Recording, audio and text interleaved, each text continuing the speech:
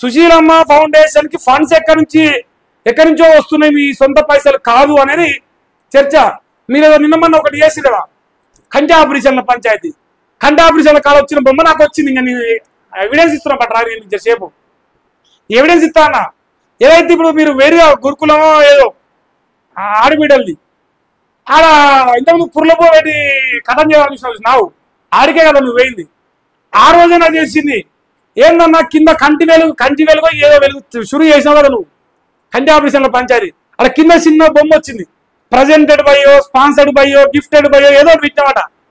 పెట్టి ఓ company logo వేసినావు. ఆ లోగో నాకు వస్తే నేను చదివినా, నాకు సర్లు ఎక్కువ వస్తా కదా. మన సగం బీటెక్ కాదు, ఫుల్ బీటెక్. వెంకటన్న అయితే సగం బీటెక్, నీ ఫుల్ బీటెక్ కాబట్టి నాకు అర్థమైంది. నీ అమ్మ ఇదే లెక్కే ఉందేమో అనుకున్నా. కాకపోతే నీ దృష్టి తీసుకురాలే, ఇలా దృష్టి తీసుకొస్తానా. మరి పుర్లభూ పెట్టకు, మళ్ళీ అంతా మీరందరూ తిరిగిపోయినాక అలా పుర్లభూ ఉంటుంది, అది రాత్రికి పెట్టారు, చీకటి అవుతుంది. మళ్ళీ కూరలు రేపు మళ్ళీ హాస్పిటల్ పడితే మహేష్ గారితో మళ్ళీ మాట్లాడతాం, మళ్ళీ ఉంటుంది లెక్క. సో మంచి పని చేసింది, కానీ ఆ మంచి పని వెనుక పైసలు ఎక్కడి అనేది జనాలు ట్విస్ట్ అంటారు. నీ కాడ పైసలే వడలేము, కానీ అక్కడ పెట్టే పైసలు నీ కావంటారు అంతే.